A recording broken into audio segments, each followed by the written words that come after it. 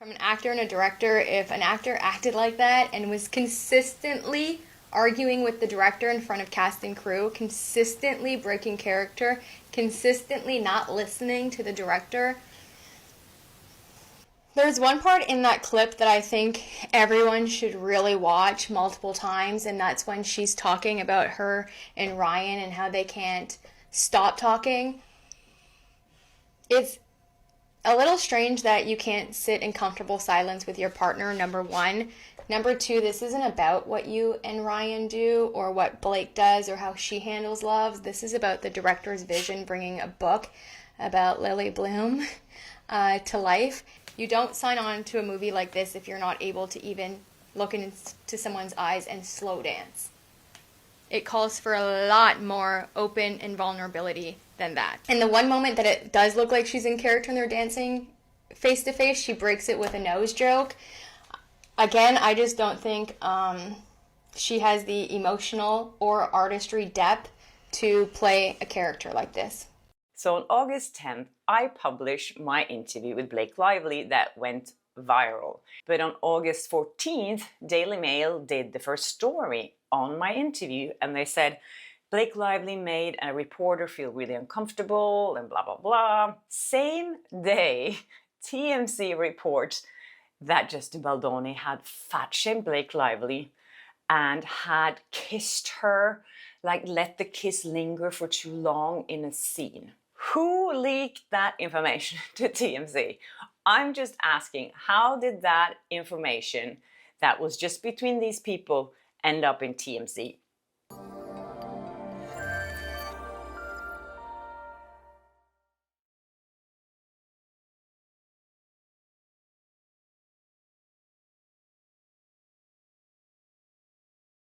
What do you know? Moral light has finally been shed on Blake Lively's evil extortion of Justin Baldoni, and what's worse is despite him disproving her claims with facts and receipts, she and her team continue to double down on their baseless vilification of him by claiming that his legal defense of himself somehow constitutes more attacks against her. So according to Blake and her team, he is not even allowed to defend himself in court or on the world stage because doing so continues to be a form of abuse towards her. And you can tell that this is Blake's completely deranged take on things because the way she released her original CRD complaint and the way the New York Times gave Justin an impossible window to respond overnight and then undercut that ridiculous deadline by 2 hours shows they are not interested in due process or pursuing the truth. It's just all supposed to go according to what Blake says. And she's so fucking entitled and privileged and such a veritable bully,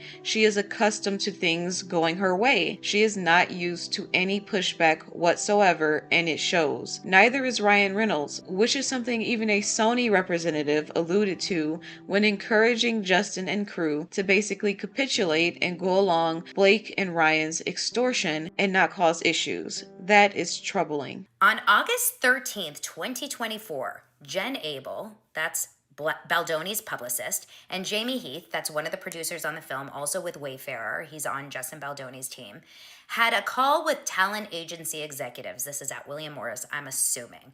During this call, one executive told Jamie Heath that the agency had spoken to Blake Lively and Ryan Reynolds by phone about the overwhelming tide of negative publicity that they had faced over those past few days. Jamie Heath clarified that Wayfarer, that's the production company, Baldoni and Jamie Heath had no connection to that negative publicity. But they told Jamie Heath, this is the agency, that Blake Lively and Ryan Reynolds had demanded that Wayfarer put out a statement accepting blame for the problems during filming, with an express threat that they themselves would attack Wayfarer in the press if Wayfarer refused. Oh, it gets worse. Abel and Heath asked that the executives clarify what exactly Wayfarer, Baldoni, and Heath were being asked to take accountability for, because they had nothing to do with all this negative press. They admitted that Lively and Reynolds were simply upset by how social media had turned against them. Stunningly, nail in the coffin, the executive, meaning the talent agent at William Morris, admitted that Ryan Reynolds and Blake Lively brought the backlash on themselves, but that they were beyond reasoning with, meaning that the agent was probably like not able to get anything through to them. They brought it on themselves, but he had no, or she had no control over them.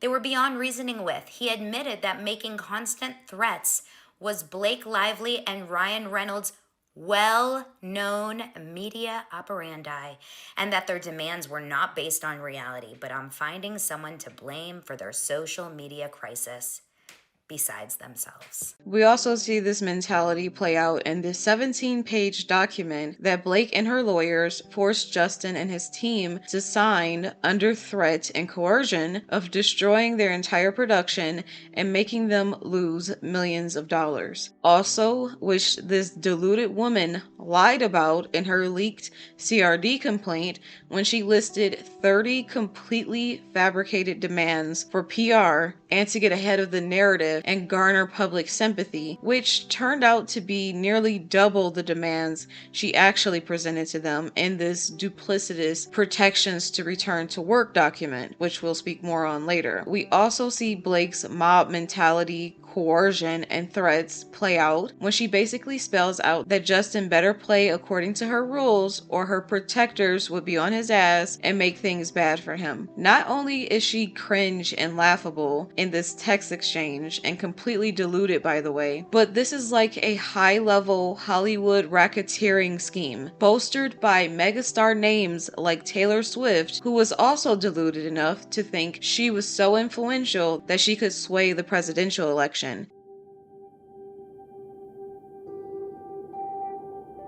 Now let's take a look at Justin's most explosive claims. I've gone over much of this in detail in my last video about Blake's blackmail scheme, but now that we have more proof, I would like to stick to the new details that emerged to keep this video as short as possible. But you can always go back and watch my last video to get additional details, especially where I talk about how there was no proof of an actual smear campaign and how they lied and distorted the text messages. That will not be in this video, but it is in the tail end of my last video. So, from the beginning, Blake demanded a producer credit on the film, although she was not brought on in that capacity. That's important because right out of the gate, she was demanding things she was not being offered. But Wayfarer and Sony were willing to grant this generic, in-name only producer credit as recognition of her celebrity stature and what that could bring to a film. She was not invited to be a creative collaborator on this film in any way, apart from acting, which is kind of ironic because she's even terrible at that. Me be instructional. What?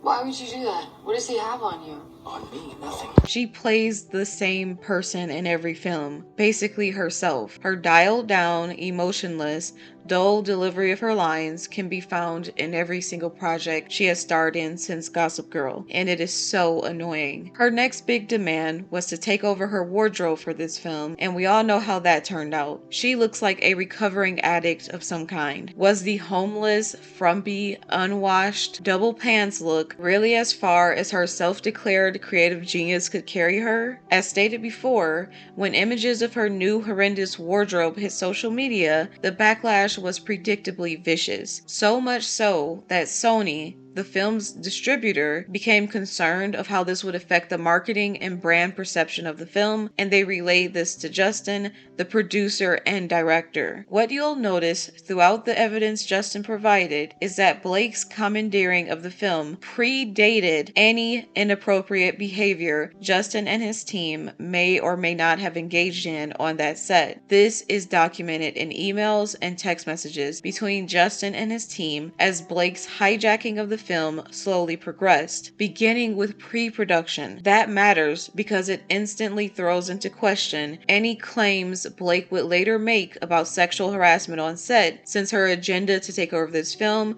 and the manipulation tactics she was willing to employ to do so were evident from the beginning, long before filming began and before Justin could have been inappropriate with her on set. Blake Lively is not a credible person, and I want to stress that here. Justin and his team did an excellent job of illustrating that in both of their lawsuits, and I will continue to illustrate that here at every turn because it's critically important. So, if you have chosen to believe Blake, I have no clue how you could when all of her arguments have been soundly destroyed by Justin's proof up to and including her claims about sexual harassment and the idea that the other members of the cast disliked him, and of course the smear campaign. All of that has been disproven on some level. That proof will come up throughout this video. The most damning evidence that Blake entered into this project with a mind to commandeer its creative control, just like Ryan Reynolds did in Deadpool, essentially squeezing out its director Tim Miller, you know, like Blake would eventually do to Justin, quite literally. But the first damning piece of evidence was her first demanding a producer credit, basically as a pretext to justify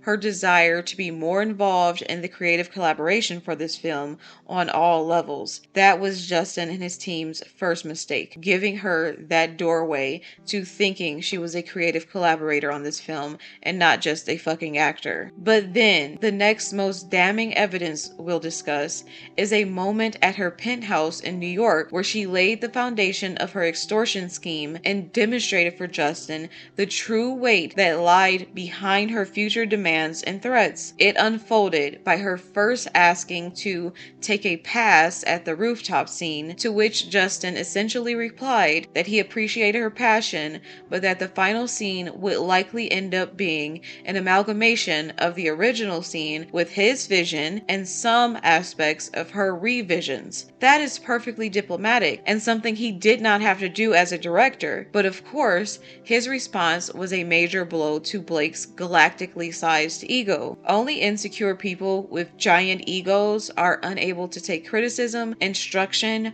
or the slightest bit of pushback to their demands and ideas. These are all the symptoms of a malignant narcissist, among the many other symptoms Blake exhibited throughout her career, which I talked about in my last video, and which she would exhibit throughout this film production. Her text messages to Justin and others reek of manipulation and cunning, even when she's pretending to praise another person, especially Justin. It's empty praise designed to break down a person's natural defenses and disarm them and make them more susceptible to the narcissist's manipulations, deceptions, or demands in the future. It's a form of love bombing or psychological conditioning. So when she effusively praises Justin and continues to say he is a good collaborator, she is conditioning him to see her as not just an actor, but his equal, so that he will be more susceptible to taking her suggestions on scenes and the wardrobe and the edit, etc. This sort of scenario came up explicitly when he went to her trailer and discussed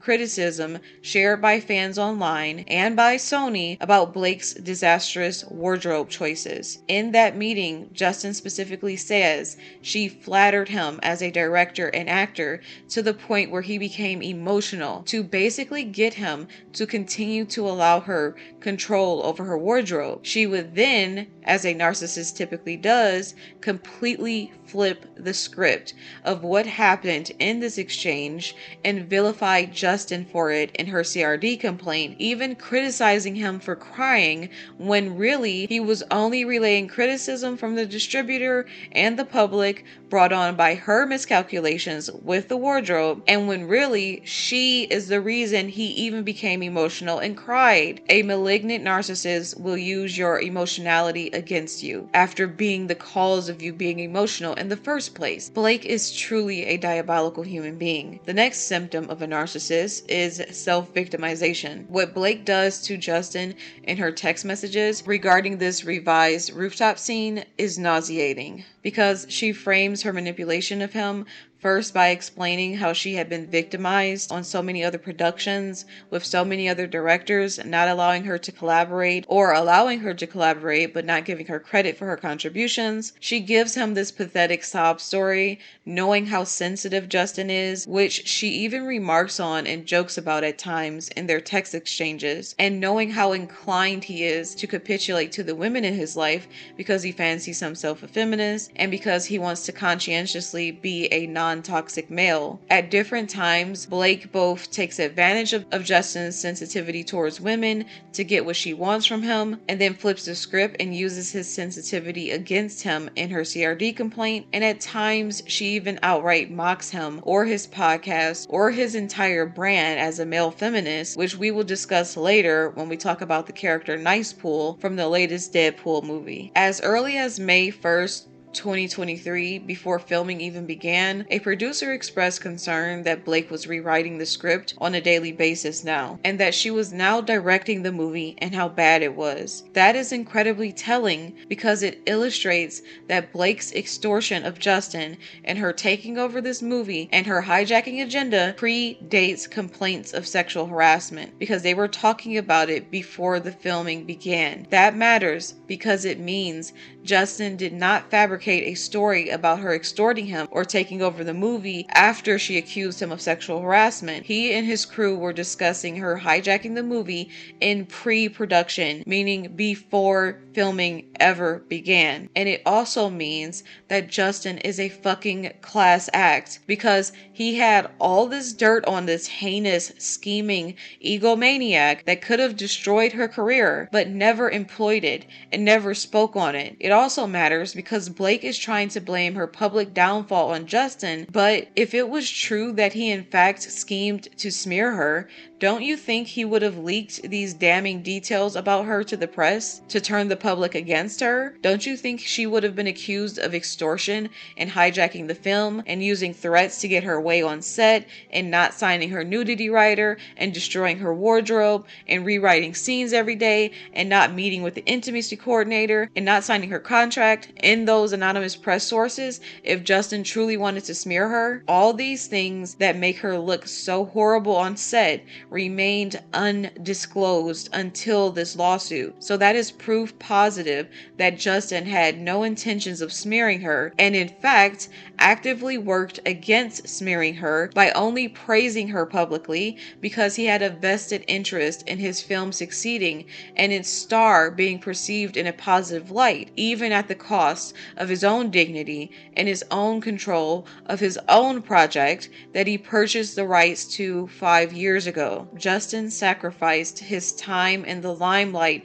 with this movie, his biggest project to date, if I'm understanding this correctly, that he had carefully crafted for many years before Blake ever came on. He sacrificed his time in the sun and let her shine during marketing despite what she had done to him, because he put the movie's success and its message and the victims of DV who would be touched by the film's message above his own ego. That is saintly humility at play, a concept completely foreign to the likes of Blake Lively, and he deserves far more fucking credit for that, especially when this man was relegated to the freaking basement with his family and friends on the night of his own premiere. On what, could have been one of the most beautiful nights of my life career-wise, I literally was sent to the basement with all my friends and family for over an hour because I wasn't allowed to be seen. She didn't want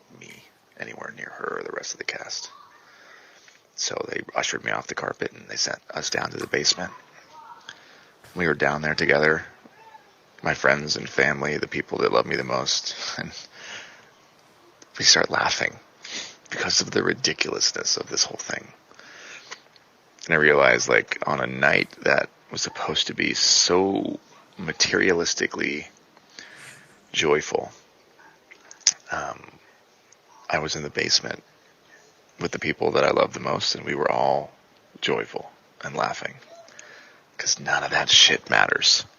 None of it. That's not why we're in the business. That's not why the three of us are in this business, is to attend a premiere like that and be celebrated. We're in this business because we're artists.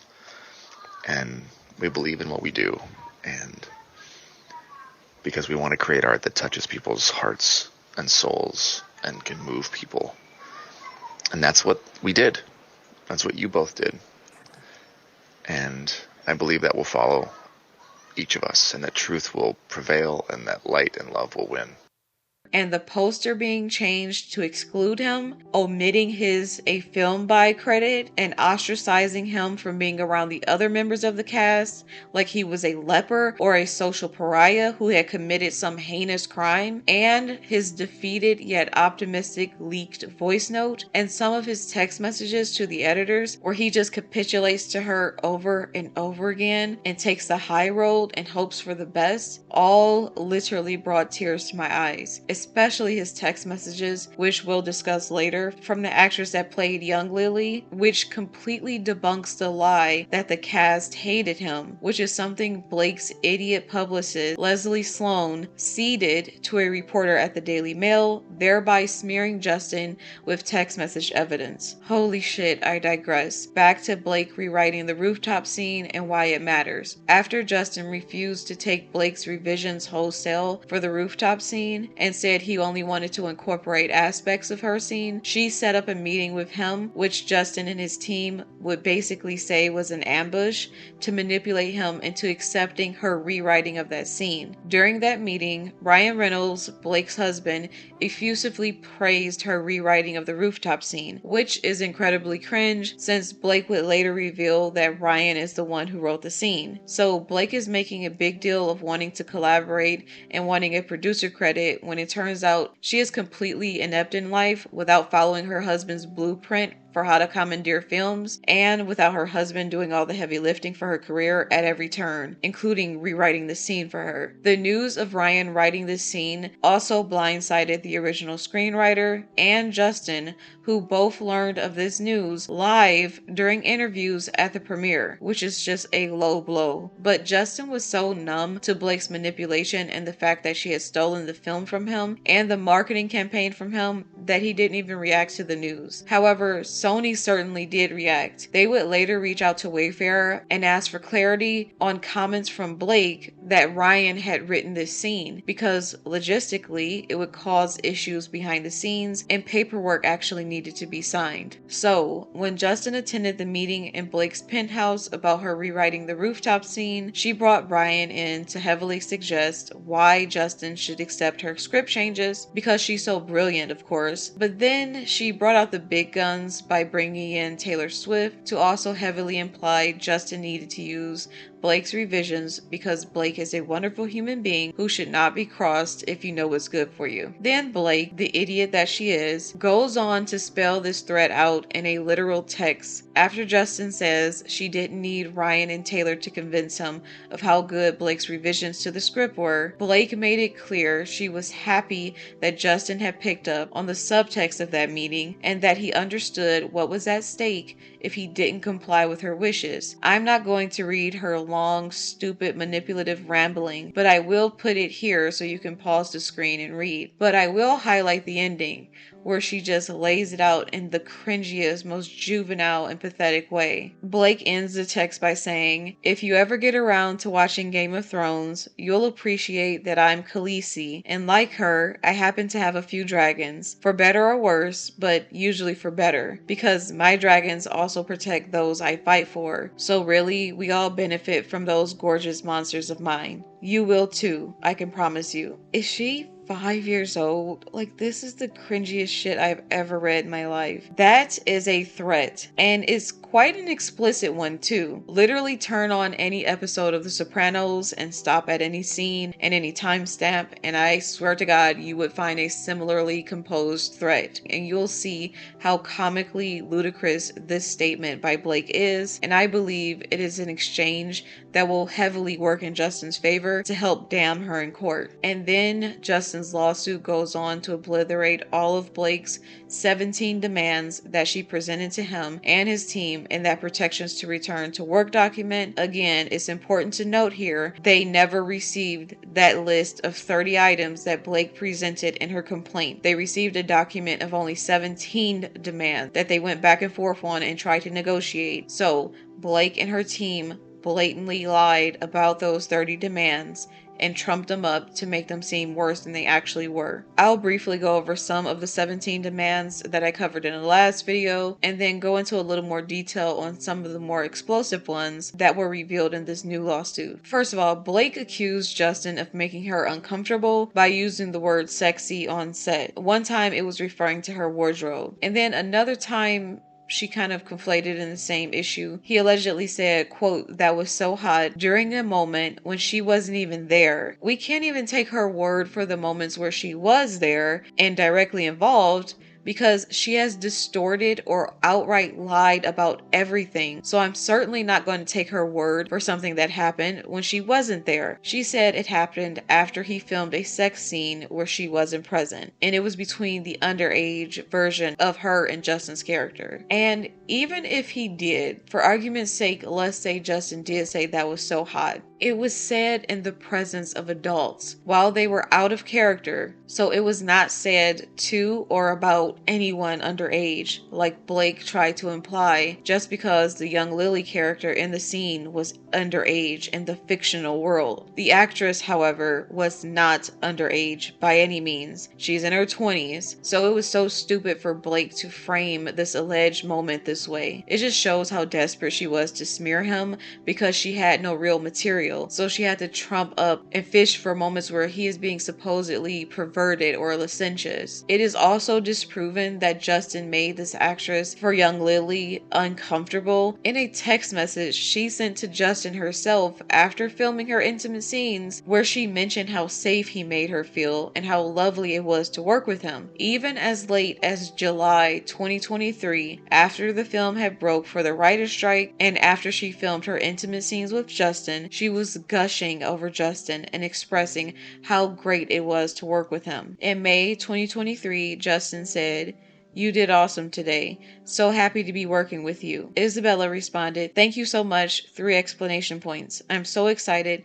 Thank you for being a great director and being so wonderful to work with already. Let me know whenever you need me for anything." Exclamation point, smiley face. And this was like on the first day of filming, I believe, because it was May the 4th. And Justin responded, "So kind, more to come. You're going to kill it." And she hearted that last message he sent. And then she sent another lovely message to Justin, which appears to be unprompted by Justin, in July of 2023. So this is after the film broke for the writer's strike in June of 2023. And this is after Isabella had filmed her intimate scenes with Justin. She writes, "Hey, 2 exclamation points. Just got my film developed from when we were shooting, so here's this sweet pic, exclamation point. I also have to say thank you so capital S, capital O, so much for an incredible experience on my first film. I still can't shake the feeling of it all because it was truly life-changing for me. You are such a wonderful, smart, and sincere director, and you created such a comfortable, safe space for me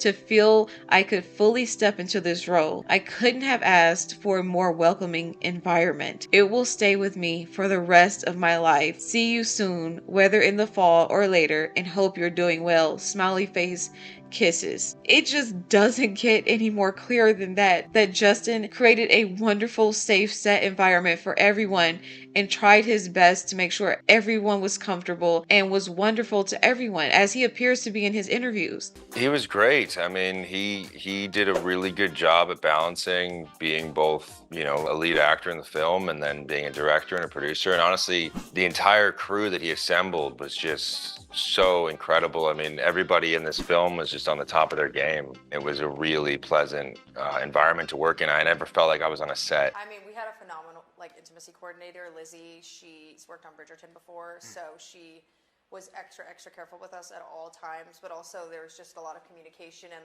check-ins and making sure how are you feeling, how's it going, and a lot of water, making sure we feel physically but also mentally well just while doing such intense scenes, because it takes a long time. It's a choreographed thing. You have to rehearse the choreography. It's like a dance, you know? Right. It's not just oh, I guess we'll do this and then it'll lead to that.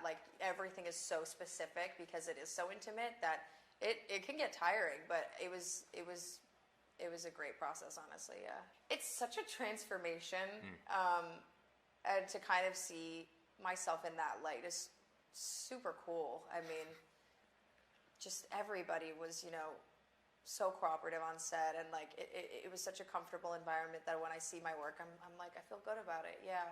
It's a crazy thing to watch, though. I have to kind of be like, oh my God, like, is that what I'm seeing right now? Jeez. Yeah, exactly. Or Yeah. your family, like watching that with your Oh, I family. know. It's like, yeah, whoa. thankfully they keep it pretty PG. Yeah, Yeah, there you go. we're high school. Yeah, Yeah. they don't push it at all. Which is Exactly. great. Yeah.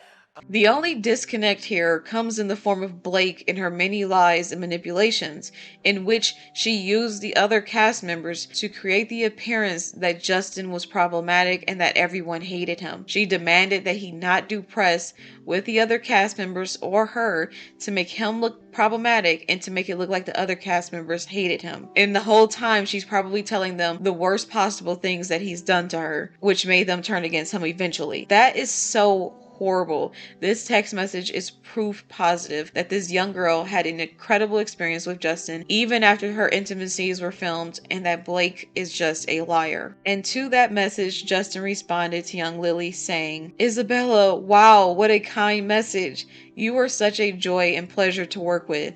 Your openness, your raw talent, your kindness, and your excitement made me fall in love with directing again. I'm so excited for your career and for everyone to see you in this film. You have a big career in front of you, exclamation point, exclamation point. Looking forward to seeing you again in September, even if we don't need you to work. Come visit." So that shows by July 2023, she had filmed all of her scenes, and it was not necessary for her to return in the fall, but he wanted her to come and even visit. So that means after all of her scenes were filmed, that sentiment she expressed to Justin was how she felt before Blake's manipulations. And as far as Justin drafting and then filming an up-close shot of her face as she gasped during the moment of penetration in a sex scene, yeah, he's a director, so he's allowed to use creative license to adapt a book for visual storytelling in any way he deems fit. That's how filmmaking works. They take written words and illustrate them for you visually, and he has the creative license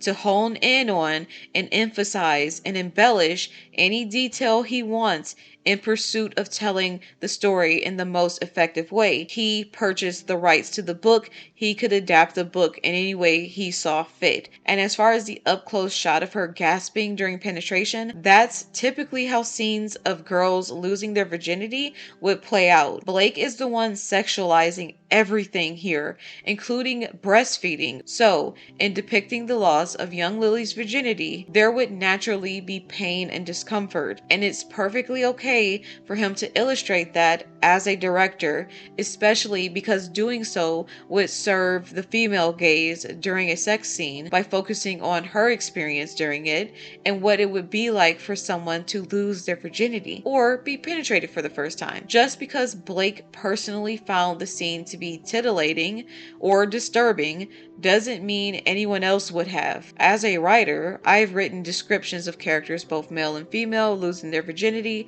and highlighting their discomfort during first-time penetrative sex is the most effective way to illustrate what that experience would be like for that character for an audience, especially in a visual medium, since you can't show the act itself. It has been done in countless films. To make it seem like some sort of a nefarious agenda he had is just wrong. Again, these are just more baseless claims by Blake, trying to make this man out to be a sexual predator when facts and context disproves her narrative with ease and shows he's actually a consummate professional, just like the actress who played young Lily expressed in her text message. And in any case, to get back to the word sexy, Blake used the word sexy multiple times on set herself, and with text message proof, setting the precedent that this was acceptable language in their workplace culture, and again, including once in a text message to Justin himself about her wardrobe and how she would prefer a sexier look and how this would make her check out a girl who was walking down the street. And another time, she apparently used the word sexy while speaking to crew members about her boots, and Justin and his team said she used the word countless times while on set and it was just normal. Once Justin gave in to allowing Blake to rewrite the rooftop scene, thanks to the intimidation of Ryan Reynolds and Taylor Swift during the penthouse ambush, Blake kept rewriting the script on a daily basis and changing her lines and other characters' lines, and this is naturally all on film because she would literally stop and disrupt filming to change her lines. She also caused continuous delays, stress, and chaos in the production because of how difficult she was on every level. She is a self-described ball buster after all. The lawsuit makes a point of saying that if Justin had called himself a ball buster like Blake had, then this would have certainly been used as a mark against him in Blake's ludicrous lawsuit. It's clear they had a particular workplace culture before the strikes that Blake then chose to weaponize against Justin to hijack his film. Another example of this workplace banter that Blake not only participated in but initiated was this text message exchange between her and Justin, where he makes a comment after another of her long manipulative texts, and he says that he likes sentimental Blake. She then jokes that she never met her. Then Justin says, "Well, I like asshole Blake too, don't worry." Just making a joke because she didn't want to acknowledge that she was being sentimental. And then Blake jokes that she has met asshole Blake, and then she quips, "And so has her suppositories." So that is Blake joking playfully with Justin and making an inappropriate reference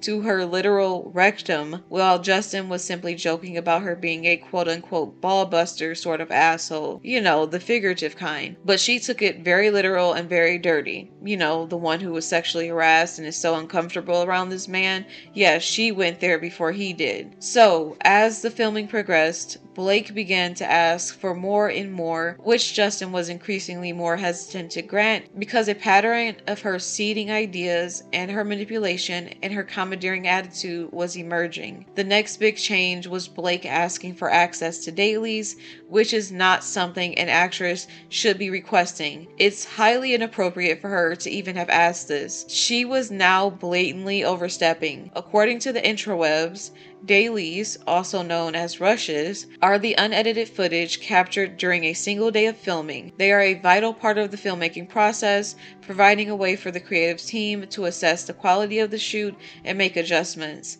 So she wanted access to all of the dailies, not just her scenes. This is such a huge deal in the film world that Justin and his team conferenced about how to respond to her because she's that much of a nightmare that denying her anything could potentially become a problem for them. This is proof positive of how much of a terror she was on set because they conferenced in this way before she made complaints about sexual harassment and before she made them sign the document after the strikes. Even at that point, they realized that giving her an inch meant that she would eventually seize a mile, so they course corrected mid-filming and denied her access to the dailies because they feared she would then use this access as a way to edit the film scene by scene by demanding which takes should be used. This took place when she was still being nice and bubbly to Justin and asking for more and more control on set. It is beyond clear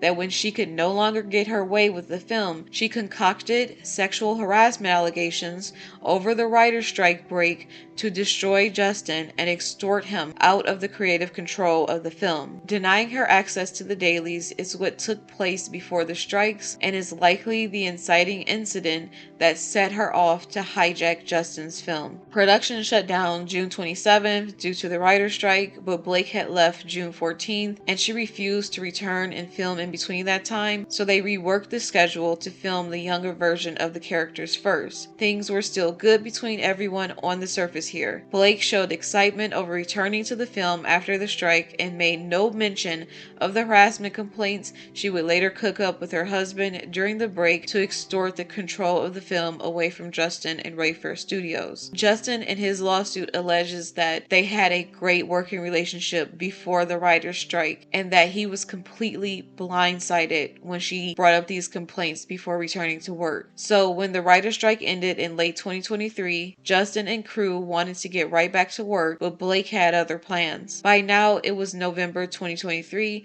and she'd had plenty of time, months even, to cook up an extortion scheme with the input of her husband and lawyers to take control of this film and hopefully the rights to the sequel. She drafted a nonsensical 17-point demand list in a protections to return to work document, which they said was non-negotiable, in order to get her to finish filming the movie. And by this time, she still hadn't even signed her contract, so I'm assuming this is why they couldn't contractually obligate her to finish filming. So in order to not lose millions of dollars they had invested in this project or deal with the public drama and fallout of recasting Blake, Justin and his team conceded to her demands while stating they disagree with the underlying facts of why she felt she needed to draft such a document. And they were okay signing this because they made it clear they didn't agree with it, and they tried to negotiate and correct it for factual accuracy and were not allowed. And they let it go and went ahead and signed it because some of the things she was demanding were already in place, so they had no reasonable objections to those things. The most obvious proof that Blake used this duplicitous list of demands to create a false narrative and insinuate the set was unprofessional and not being run according to industry standards, and thereby fostered an environment where unseemly things could take place behind the scenes, was Blake demanding an intimacy coordinator be present going forward. That demonstrates how deceitful that entire document was, hands down. Demanding an intimacy coordinator before she returned to set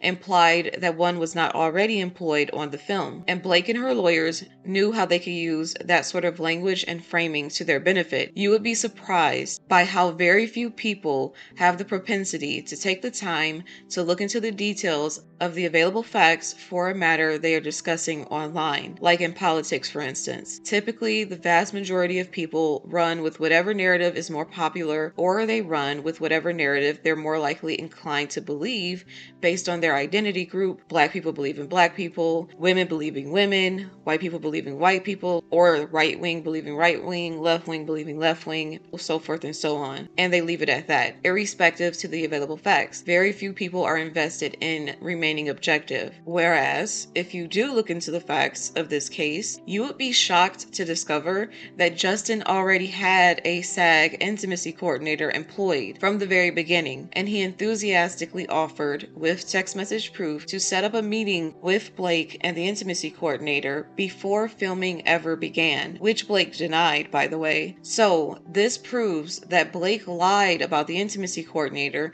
to help her narrative, because we have proof she was aware that an intimacy coordinator was employed and available to her, and she actually declined to meet with them. This illustrates that Blake and her lawyers' duplicitous language in this return to work document was specifically crafted with an ulterior motive in mind, mostly PR, but also smearing Justin and Wayfarer because they knew they would eventually need this document as leverage to hold over these men's heads because they were planning on hijacking this movie from them and they needed them to stay silent about it. So they weaponized a bunch of moments and distorted a bunch of moments between them to use as proof of sexual harassment. So once she made the complaints to them in this return to work document, henceforth any way they denied her or pushed back on her demands, she could frame it as retaliation and use this document against them, which she is actually trying to do now retroactively because she destroyed her reputation during the press tour for this movie and wanted to blame it on Justin somehow so that she could say it was retaliation. She is a sick woman. Blake and her lawyer also did the same thing with the demand for a closed set, which, by the way, SAG, which is the governing body of Hollywood, I guess, they don't require a closed set when filming intimate scenes. However, they do recommend it, but just to make that clear, it is not required. So if Blake wanted it, it's something she should have negotiated in her contract beforehand.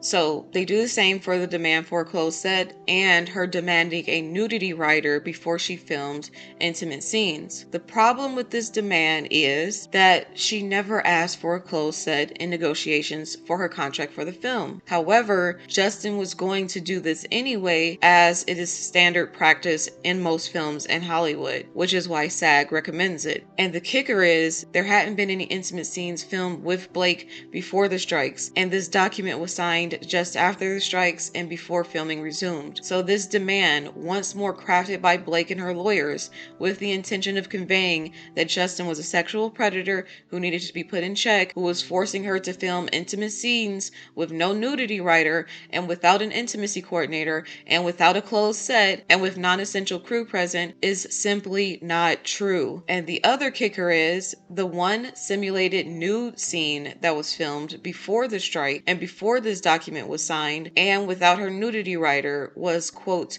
a scene that Lively wrote, knew of in advance, and directed the action for, and she never requested a nudity writer or an intimacy coordinator for that scene. So that's important here, because not only was an intimacy coordinator and a nudity writer employed, which Blake refused to comply with before filming began, but the one simulated nude scene they did film was of Blake's own invention. She orchestrated it, she directed it, so it was all under her control and not Justin's. So she cannot complain about that scene being filmed without a nudity writer or an intimacy coordinator because she was orchestrating that scene. And the other kicker here is that the only reason Blake didn't have a signed nudity writer in place is because she refused to sign it before filming began. Along with her, freaking contract, she kept delaying the signing of all of these documents, and Wayfair provided email proof of this. So again, her demanding something that Justin and his team already had in place from the beginning and which she factually refused to comply with before filming began,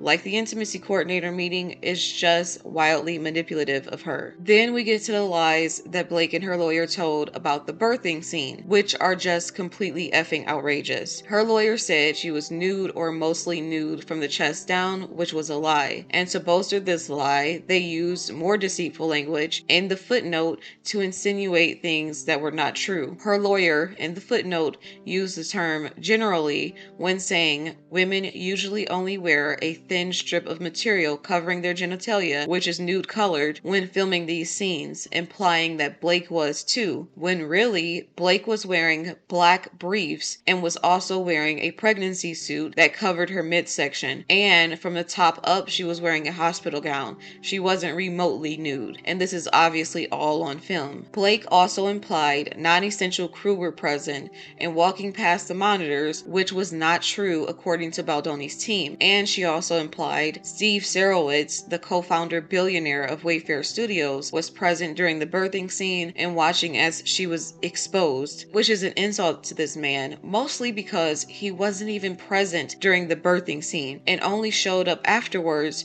briefly on a set visit during a scene when Blake's character was with an OBGYN, and at that time she was fully clothed. The only reason Blake even mentioned this man, Steve Sarowitz, is because he's a billionaire and she wanted to create the illusion that she was battling this huge power imbalance on this set because Justin was funded by this billionaire. She wants to distort the truth of the matter, which is she and Ryan were actually the power imbalance on that set. They are huge names in Hollywood. They have influence. Together, they were throwing their weight around on that set, on that entire production. They were also mocking Justin in another major motion picture that grossed over $1 billion, by the way. Blake wanted to distort that fact by victimizing herself by mentioning that this billionaire every once in a while visited set and funded the movie, which is just stupid. In any case, she also wants to ignore the fact that she factually threw her weight around with text message proof, basically using Taylor Swift as a cudgel to beat over Justin's head to get him to fall in line. And guess what? Taylor Swift is a billionaire as well and has huge influence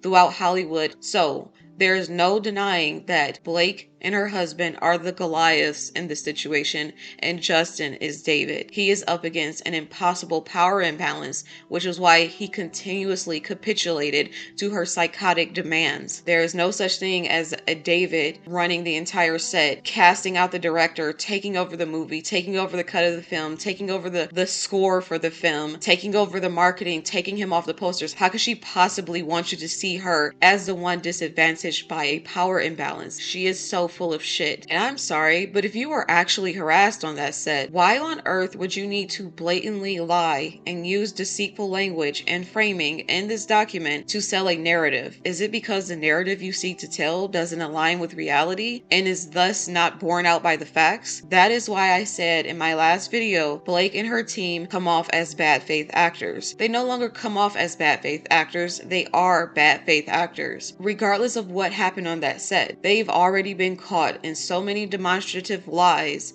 and blatant misrepresentations and other dubious, shady behaviors, such as presenting that list of 30 demands in that CRD complaint to trump up the narrative that she was harassed, when really she only presented 17 demands to Justin and his team, some of which were already implemented, and all of which they said they didn't agree with the underlying facts or framing of them. She tried to present that to pretend they admitted guilt on the set at some point, which is just a lie. Blake and her team's actions are incredibly transparent, and it's clear they are not credible enough to relay the unmitigated facts to the public. They are engaged in die-hard narrative spinning to the point of outright lying. The very way they are going about relaying the details of their argument to the public shows that they are not interested in the truth, just like how deceitful the CRD complaint was crafted, including more demands that was actually discussed in that meeting, as well as the fact that the CRD complaint is typically kept private, but they leaked it to the public with the help of the New York Times for maximum exposure because it was a PR move. She cared more about her reputation than she cared about the truth. And also the fact that the New York Times didn't even allow Justin adequate time to respond. All of this entirely discredits whatever story she is trying to tell, whether she was sexually harassed on that set or not, which is clear she wasn't. She is an unreliable narrator, and that is undeniable. Justin and his lawyers go on to address a claim that Blake made that during the scene they filmed with no sound while their characters were slow dancing, Justin improvised running his lips down her neck and told her it smells so good. In reality, according to Justin, not only was the scene filmed with sound, but they watched the tape back and the entire exchange was recorded, throughout which they kept jumping in and out of character because of Blake trying to control the scene. She was, as usual, unable to take direction and kept trying to direct the scene herself. Justin and his assistant director wanted Ryle and Lily to be silent and stare into each other's eyes, but Blake kept insisting that she and her husband couldn't not speak, so she thought it was better for the couple to be speaking during the scene. Justin then offered that he and his wife look into each other's eyes sometimes without speaking, and Blake joked, quote, like sociopaths. She kept jumping in and out of character in a confusing way that left Justin and crew at a loss because they couldn't capture the scene they wanted. At one point, she apologized for the smell of her spray tan and body makeup, to which Justin responded, it smells so good. They then later joked about Justin's nose, and Justin suggesting he should get plastic surgery. The entire atmosphere of this exchange sounds playful and lighthearted, not like a moment in which Justin was improvising kisses and making Blake uncomfortable. It is truly mind-boggling how she has lied and distorted every single last incident she tried to use as fodder for her sexual harassment claims, and each and every one is falling flat on its face. And later in her CRD complaint, she publicized these outright lies to save her reputation, even adding over 13 more demands that Justin and his team never saw, hoping that the public would be too stupid or too lazy to pursue the truth, and that Justin would be too debilitated by the blow to his reputation and his business to fight back. She was so used to him capitulating to her on that set that she got addicted to it. She got addicted to demanding more and more when she saw he kept yielding and capitulating to her. Therefore, that's what she expected when she took the battle to the public square to save her reputation. That was a serious miscalculation on her part, because Justin has countered her every claim and exposed who she truly is so effectively. Blake Lively and her brands will never recover. Neither will Ryan Reynolds, which is good because they are both clearly despicable human beings, and this expose on them has been long overdue. Then, in the most damning evidence presented thus far, Justin and his lawyers go on to prove that it was Blake who was improvising kisses, and that she set the tone that improvising affectionate gestures while in character was perfectly okay, although she is now trying to demonize Justin for allegedly allegedly doing the same. They said they have her on film shooting a scene, and in every last take, she improvises different kisses and the frequency of those kisses, and Justin just allows her. Furthermore, only 2 kiss scenes were actually filmed before the writer's strike, and before she forced them to sign the document to return to work. The inappropriate kissing would have had to have taken place in either of those scenes, and they have them both on camera and are disproving her claims. They have proof that both of those kiss scenes were in fact choreographed and played out according to that choreography on film, once more proving that Blake not only lied, but that she keeps repeatedly applying double standards to her behavior versus Justin's behavior, and she is being at times outright hypocritical. He then goes on to debunk her claims about him discussing sex with his wife and porn. These conversations were both brought up by Blake while she and Justin were going over the sex scenes for the film, which she forced him to discuss with her alone at her penthouse in New York because she refused to meet with the intimacy coordinator before filming. So that meant Justin had to meet with them alone and then relay the information to Blake in private. Just imagine if this was reversed. Imagine if Justin refused to meet with the intimacy coordinator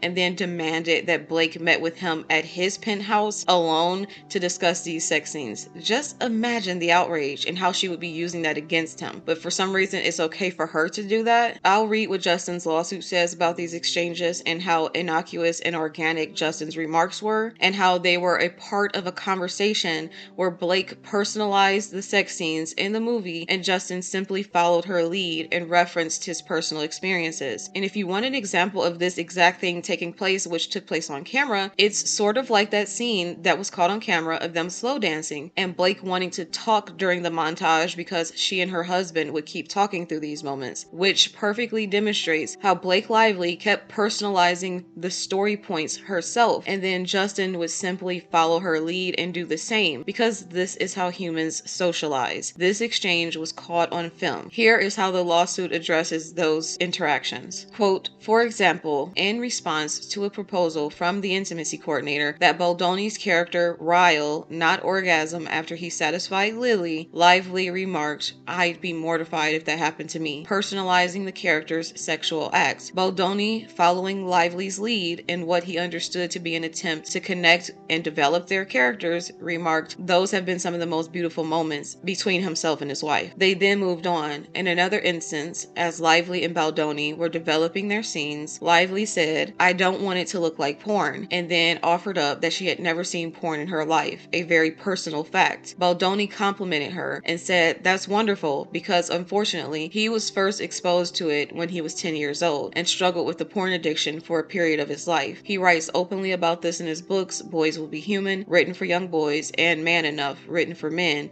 addressing pornography as a societal problem. And like I mentioned in my last video, Justin's former porn addiction is something he has been open about and he has spoken about in interviews because it's a part of his personal growth story and falls in line with his brand where he teaches men through multiple mediums about embracing non-toxic and healthy masculinity. Justin and his team then went on to disprove that he and Heath barged into Blake's trailer without asking while she was nude. And I have to say, this is one of the more outrageous, unbelievable claims of hers. There is no way 2 men running a production company on a movie this huge and working with Sony, especially in a post-Me Too era with witnesses around, would feel comfortable barging into the trailer of a star as big as Blake Lively without consent while she was undressed, especially not with her husband being a big, well-known figure in Hollywood that at times visited the set. She was really trying to Harvey Weinstein Justin Baldoni, and it has fallen completely flat. This claim that he was barging into her trailer while she was undressed is just absurd on its face, particularly with how sensitive Justin is to being a non-toxic male, and the fact that both Justin and Heath are happily married and not interested in Blake in the least, which is a point they make in their lawsuit. Everything Blake is accusing everyone of is wanting to see her and wanting to be sexually gratified by her in some little tiny way. All these men who are married are sneaking these little chances with her because she's so hot and attractive.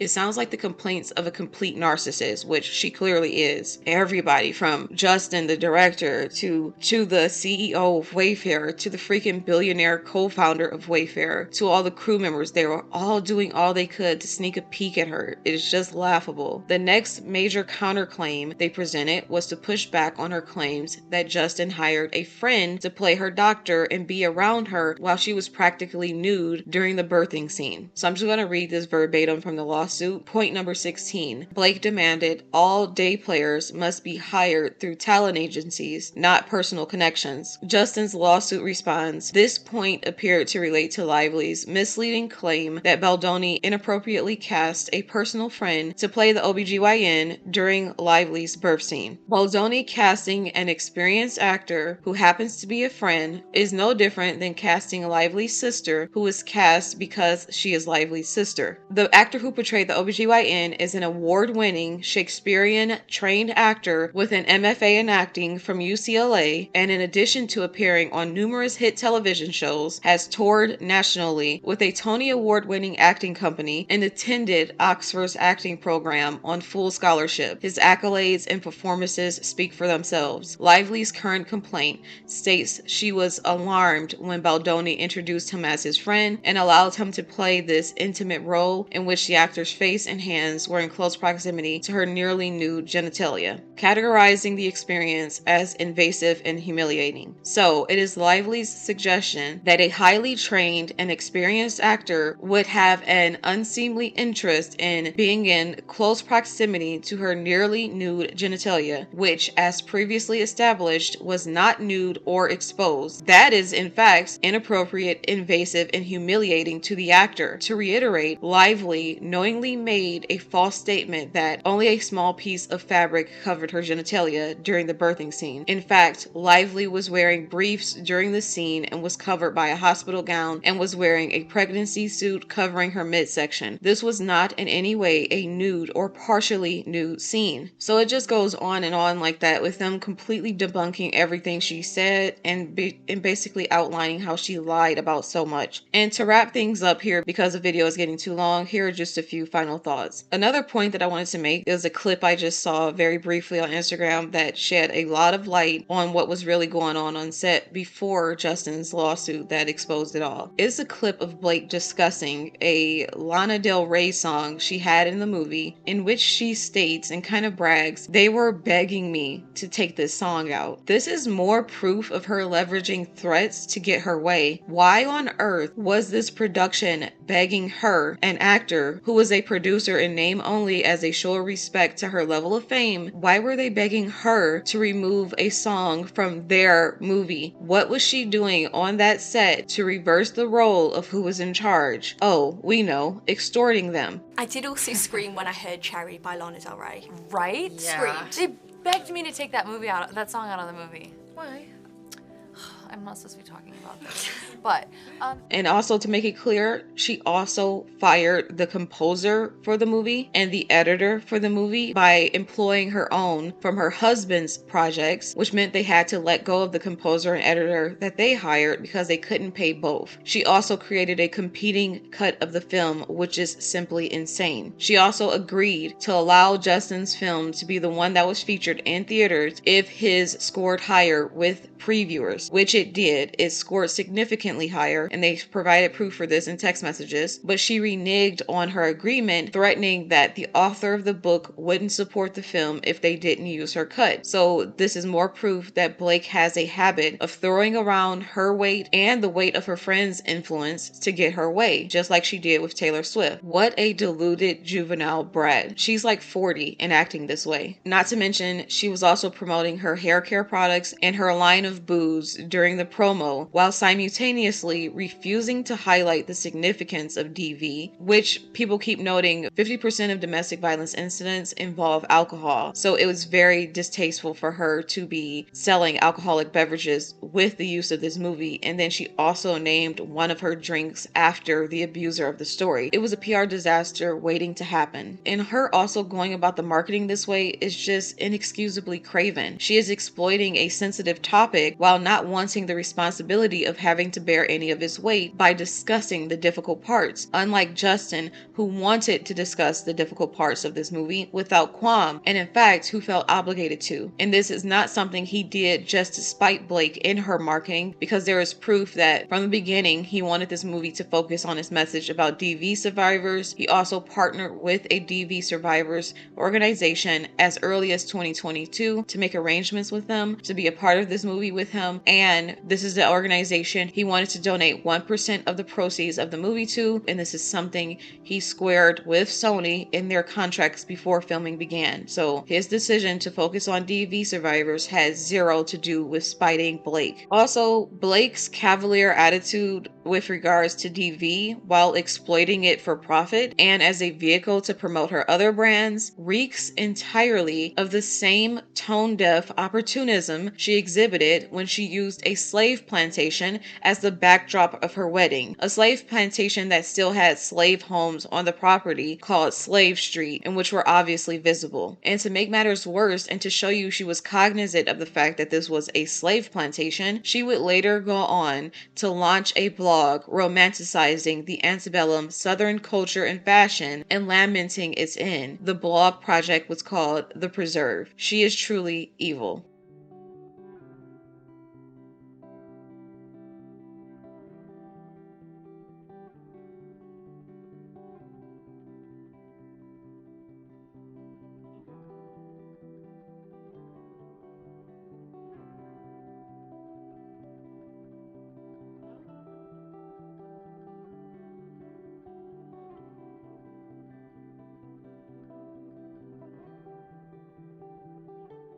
Blake's husband, Ryan, owns the Wrexham football team. Wrexham is in Wales, and that is Ryan Reynolds, her husband, with the King of England, King Charles. Catherine is the Princess of Wales, where Wrexham is. Just a few days before Blake's comment, the Prince of Wales was hanging out with Ryan Reynolds' partner, Rob, at Wrexham in Wales. Blake and Ryan own a house in Wales. And to Blake's credit, she was one of the first to apologize, but considering her close connection, glad you apologized, but in your case, that was really bad judgment. And the final point I want to make is the pathetic Ryan Reynolds mocking Justin in Deadpool. This boiled my blood because it just illustrates how deplorable this couple is together and how utterly comfortable they are with tearing down people who are far less powerful than them and in fact stealing from them. And then after Ryan did this and humiliated Justin in his movie, which by the way grossed over $1 billion and was seen by the entire world, Blake honing in on that humiliation of Justin after all the things she had already done to him on his own movie, she hones in on this humiliation of Justin by making reference to this character of him in the credits of It Ends With Us, which is just an incredibly low blow. She makes reference to the character thanking him, which is the name of the nice pool character played by Ryan Reynolds, in the credits to It Ends With Us, making it very clear this character was about Justin. Another huge mistake for her in her legal battle. This is proof that they planned on smearing Justin first because they filmed this in Ryan's movie before Blake's downfall began in the press. So this is proof that they planned on smearing Justin first, and it lends credence to the idea that they already were smearing him in the press, which is why Justin retained crisis PR, and he had a right to do so. This nasty couple were going to humiliate and destroy him either way, eventually down the line, and they chose to do it first in Ryan's movie that was filmed long before Blake's downfall and the so-called smear campaign Justin launched against her afterwards.